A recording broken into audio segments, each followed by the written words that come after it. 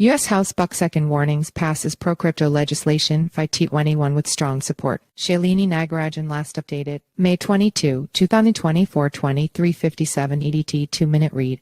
The U.S. House on Wednesday voted in favor of crypto-friendly legislation FIT21 that would hand control of cryptocurrency oversight to a government agency seen as more favorable to the industry. Its objective is to establish a fresh legal structure for digital currencies. This is despite an unconventional caution from the U.S. securities regulator regarding the potential emergence of financial hazards. In a bipartisan vote, the House approved the Republican-sponsored Financial Innovation and Technology for the 21st Century Act FIT21. The final tally was 279-136, with 71 Democrats joining the 208 Republicans in favor of the legislation. House approval is just the first hurdle for new laws in the U.S. The FIT21 Act, despite passing the House, still needs Senate approval and the President's signature to become law. It is currently uncertain if the Senate will pass the bill too. FIT21 crypto bill expands freedom for industry, shifts power to CFTC. The legislation would grant expanded liberties to crypto operators in the U.S. It would also transfer greater regulatory oversight of digital assets to the Commodity Futures Trading